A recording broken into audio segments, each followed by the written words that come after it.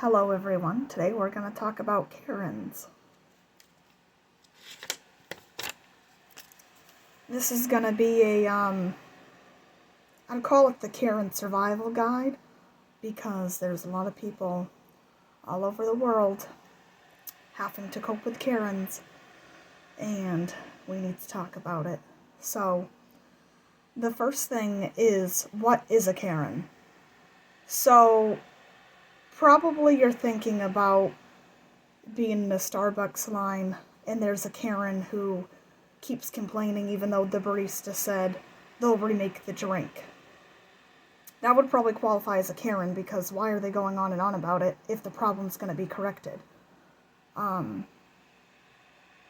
Karens can be anywhere. The grocery store, the gas station.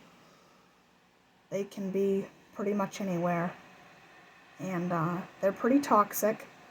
And if I'm giving my honest opinion, I think that Karens are a nice word for the word narcissist, because they definitely have a lot of those traits, especially entitlement.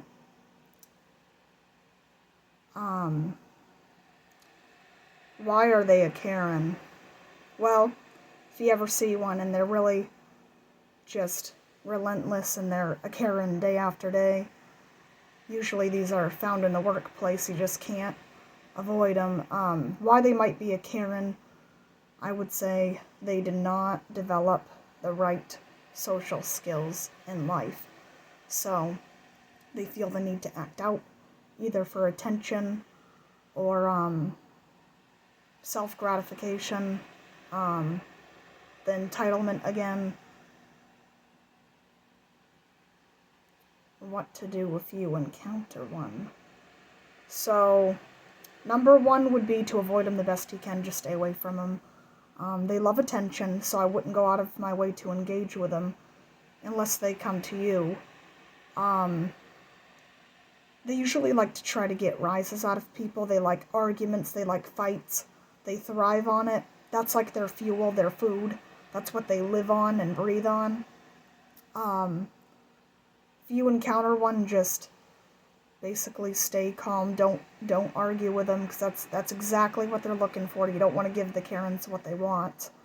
So don't argue with them. Just smile and walk away if you can. How to communicate with the Karen.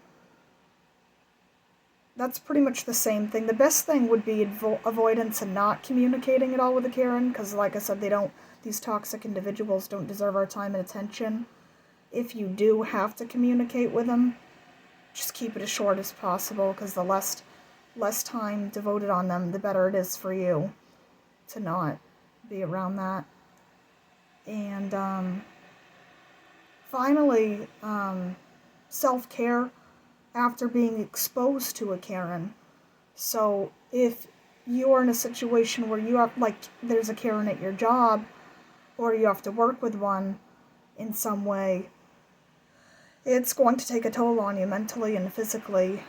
And repeated exposure to Karens, causing arguments, subtle aggravations, and trying to get reactions out of you, that all takes a toll, especially if you don't go around acting like a Karen and you're not out to argue with people and cause problems. Just being around someone that is extremely unhealthy to the body and the mind. So I would say don't do it once a week, but every day find something you can do to de-stress after being exposed to these type of people, because it's just extremely unhealthy. Whatever you can do healthy, I would definitely eat healthy food, get sleep, and be around very positive people. And ultimately, the best thing to do to survive the Karens in the world is to just simply stay away from them, because they need a lot of help because of their entitlement.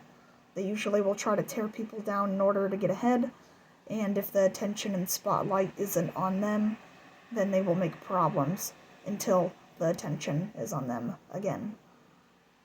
So they're just pretty toxic individuals, I had my own experience with one recently. Not going to say where or who because it's all irrelevant. Not necessary to bring it up. But this Karen was so severe that I just physically cannot be around them. Their energy fields, they make you sick. If they're severe, you feel sick when you're in their presence. You don't even want to talk to them. That's your body saying they're toxic. So you need to listen to your body when you're around people like that with the negative, dark vibes. Because those are the people you need to stay away from. Because they suck the life out of you and make you very unhealthy. I was pretty much traumatized by a Karen too. That's how negative and toxic and heavy the energy was. I even had nightmares about it.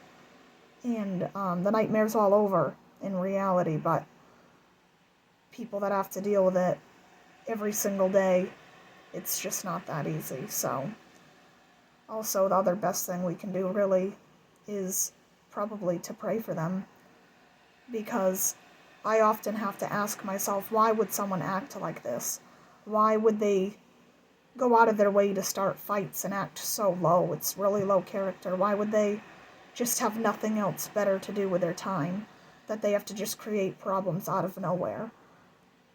I really don't understand how they don't have a life of their own, and they feel the need to have to do this to people. So that's pretty much it for the Karen Survival Guide, and if anyone wants any more videos about Karens, just please let me know, because I'd be willing to do more. It's really best to be around positive people at the end of the day. So, yeah, hopefully someone gets something out of this.